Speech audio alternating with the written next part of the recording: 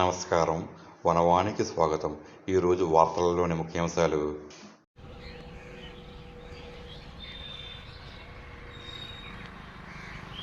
విష్ణుమూర్తి అవతారమైన వెంకటేశ్వర స్వామికి ఆకాశరాజు కుమార్తె అయిన పద్మావతి దేవికి ఆనాడు తిరుమలలో జరిగిన వివాహము అప్పటినుండి ఇప్పటివరకు భక్తుల హృదయాలను పరవశింపజేస్తూ ఆధ్యాత్మిక అనుభూతిని ఇస్తూనే ఉంది. ఆనాడు అన్నమయ్య తన పిడికిట తలంబ్రాలు కీర్తనలలో వెంకటేశ్వర స్వామికి పద్మావతి అమ్మవారికి మధ్య జరిగిన కళ్యాణంలో పెళ్లి కుమార్తె యొక్క సిగ్గును, సరసాలను, ముగ్ధత్వాన్ని కళ్ళు కళ్లకు కట్టినట్లుగా వర్ణించాడు.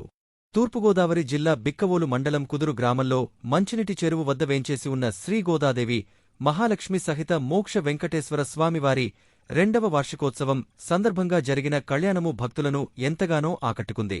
చాంద్రమాన శ్రీక్రోధి నామ సంవత్సర ఫాల్గుణమాస బహుళ ఏకాదశి అనగా 25వ తేదీ మంగళవారం జరిగిన ఈ వివాహ కార్యక్రమంలో భాగంగా మొదట అర్చకస్వాములు వెంకటేశ్వర స్వామి అమ్మవార్ల విగ్రహాలకు మంగళ స్నానాలు చేయించి తలంబ్రాలు, మాంగళ్య ధారణ, సప్తపది వంటి ఘట్టాలతో మంగళ వాయిద్యాలు, భక్తుల గోవింద నామస్మరణల మధ్యంతో రమణీయంగా కళ్యాణ కార్యక్రమాన్ని చేయించారు. ఈ కళ్యాణ కార్యక్రమంలో సత్తిశేఖరరెడ్డి, అనూష దంపతులు పీటలపై కూర్చుని కళ్యాణకర్తలుగా వ్యవహరించారు. ఈ కళ్యాణం అనంతరం భక్తులకు భారీ అన్న సమారాధన ఏర్పాటు చేశారు.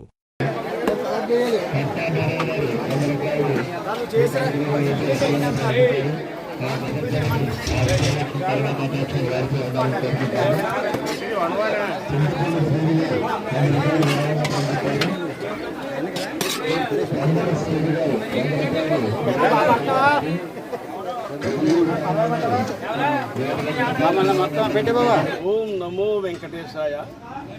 శ్రీ మోక్ష వెంకటేశ్వర స్వామి దేవస్థానం ప్రతిష్ఠించి ఇది 2వ సంవత్సరం, అంటే ఇది 2వ వార్షికోత్సవం జరిపిస్తున్నాము. అలాగే ఈ మొదటి సంవత్సరం ఏమో దుర్గాదేవి గుడి, వినాయక స్వామి గుడి కూడా మొదటి వార్షికోత్సవం జరుగుతుంది. దీని నిమిత్తం మా శేఖర్ రెడ్డి గారి దంపతులు ఈరోజు కళ్యాణం జరిపిస్తున్నారు. దీని నిమిత్తం భారీ ఎత్తున అన్నదాన కార్యక్రమం అంతా చేస్తున్నారు. కమిటీ వారి పర్యవేక్షణలో ఇది నడుస్తుంది. మా వెంకన్న బాబు గారు దంపతులు దగ్గరుండి అన్ని పర్యవేక్షిస్తున్నారు. ఓం నమో వెంకటేశాయ.